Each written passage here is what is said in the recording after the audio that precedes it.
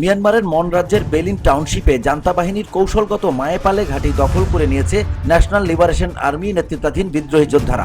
লড়াইয়ের সময় বহু জান্তা সেনা নিহত হয়েছে বলে জানানো হলেও সংখ্যা উল্লেখ করা হয়নি। সোমবার এক প্রতিবেদনে স্থানীয় সংবাদ মাধ্যম ইরাবতী জানিয়েছে, গত শনিবার কৌশলগত এই ঘাঁটিটি দখলে নেওয়ার সময় 29 জান্তা সেনাকে গ্রেপ্তার করা হয়েছে।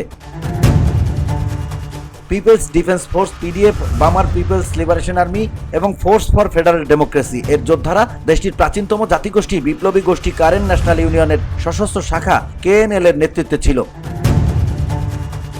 এফএফডির একজন মুখপাত্র ইরাবতীকে জানিয়েছেন, 1 মাসের লড়াইয়ের পর তারা ওই ঘাঁটিটি দখলে নিতে সক্ষম হন। ব্যাটালিয়ন কমান্ডার কো অং সহ জান্তা সরকারের 29 সেনাকে গ্রেপ্তার করা হয়। তিনি বলেন, জান্তা বিমান হামলা এবং সুবিধাজনক ভূতাত্ত্বিক অবস্থানের কারণে ঘাঁটিটি দখল করতে আমাদের সমস্যা হয়েছিল, কিন্তু আমরা সমস্যা কাটিয়ে উঠেছি।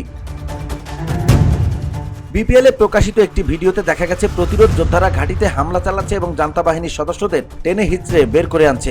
এফএফডি জানিয়েছে, তাদের নিজস্ব এক সেনা ও কেএনএল এর এক যোদ্ধাও প্রাণ হারিয়েছেন এই লড়াইয়ে। গত বছরের শেষের দিকে কেএনএল এর নেতৃত্বাধীন যৌথ বাহিনী কারেন রাজ্যের ম্যানেরপলা অঞ্চলটি পুনর্দখল করে। 30 বছর আগে এই অঞ্চলটিতে কেএনইউ এর সদর দপ্তর অবস্থিত ছিল। VOD Bangla news desk.